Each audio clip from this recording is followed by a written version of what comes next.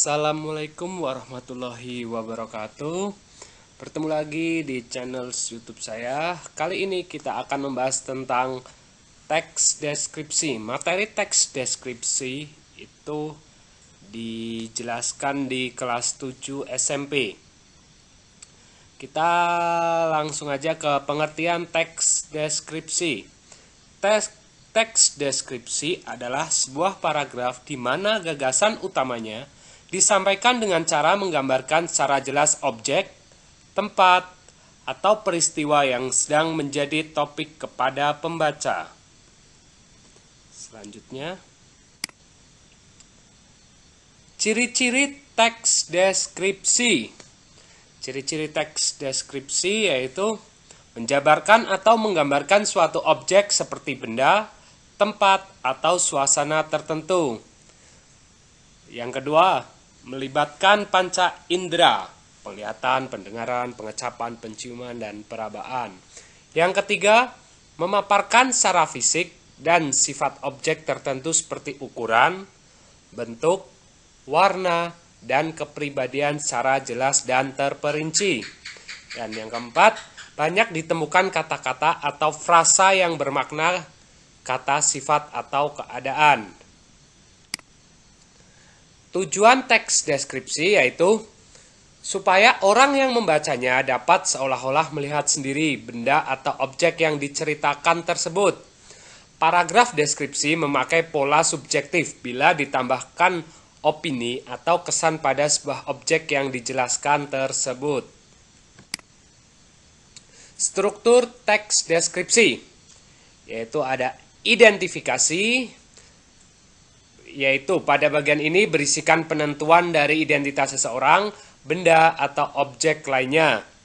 Yang kedua, klasifikasi merupakan unsur penyusun yang bersistem dalam suatu kelompok menurut kaidah atau standar yang sebelumnya sudah ditetapkan. Yang ketiga, bagian deskripsi berisikan gambaran atau pemaparan tentang suatu objek atau topik yang ada dalam paragraf tersebut. Lanjut, langkah-langkah membuat teks deskripsi. Yang pasti yang pertama yaitu menentukan tema. Selanjutnya menentukan tujuan, kumpulkan data-data dan lakukan pengamatan mengenai objek yang akan dibahas. Selanjutnya, susun data menjadi kerangka karangan. Lalu uraikan kerangka karangan menjadi teks deskripsi yang disesuaikan dengan topik. Jenis-jenis teks deskripsi. Yang pertama, teks deskripsi subjektif. Suatu teks deskripsi yang dalam penggambaran objeknya berdasarkan atas kesan yang dimiliki oleh penulis paragraf tersebut. Ini ada contohnya. Sayup-sayup terdengar kumandang azan asar dari masjid tua di perkampungan kumuh itu. Suara yang tak punya variasi dan monoton terdengar setiap masuk waktu sholat. Suara siapa lagi kalau bukan suara Pak Imam masjid itu, yang semua giginya telah tiada. Namun tak seorang pendengar pun tergugah atas panggilan sholat itu, kecuali 2-3 orang tua yang menjadi jamaah tetap di sana. Memang telah demikian keadaan masyarakat di kampung itu dari waktu ke waktu. Nyaris tak ada perubahan, kecuali bangunannya yang semakin mengkhawatirkan. Dinding papannya sudah lapuk dimakan rayap. Beberapa papan telah terlepas dari tiang. Atap sengnya pun telah banyak yang bocor. Sehingga tiap kali turun hujan, air mengenangi lantai. Namun, tak seorang pun peduli, kecuali Pak Imam tua itu. Seketika orang-orang dikejutkan sebuah cerita histeris dari sebuah rumah gubuk yang tidak beberapa jauh dari masjid itu. Jeritan itu tangisan seorang perempuan yang merintis histeris. Ya, tadi itu contoh untuk teks deskripsi subjektif.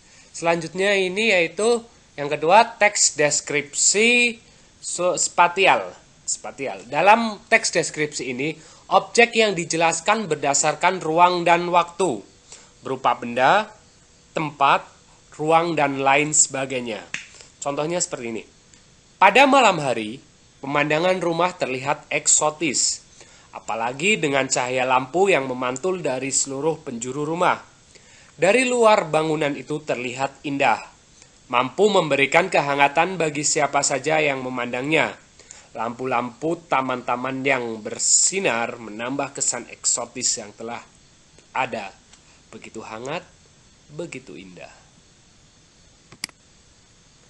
Yang ketiga yaitu teks deskripsi objektif.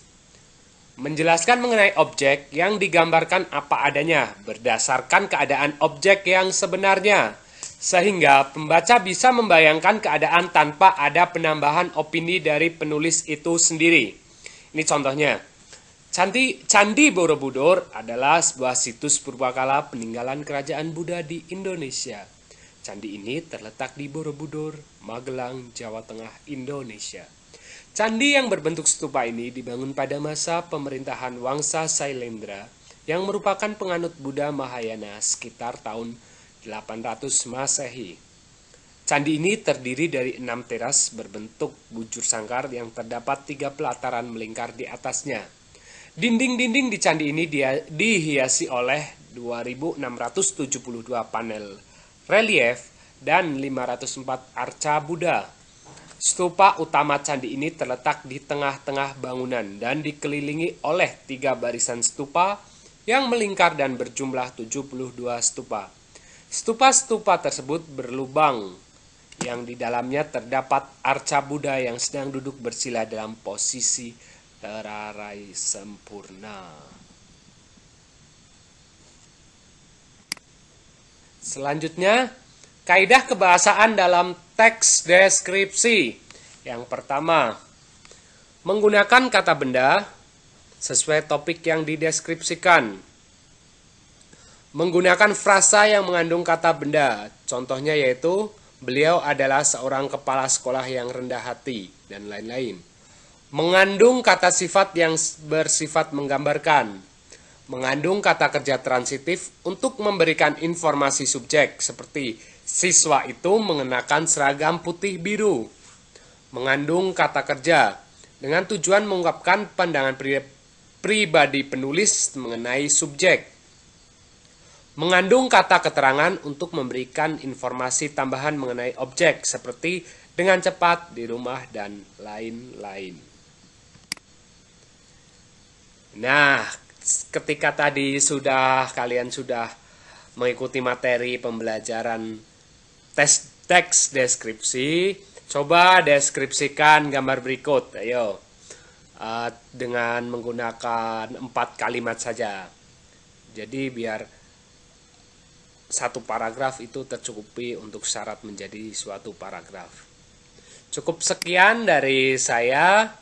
Terima kasih telah menonton video ini. Video pembelajaran teks deskripsi.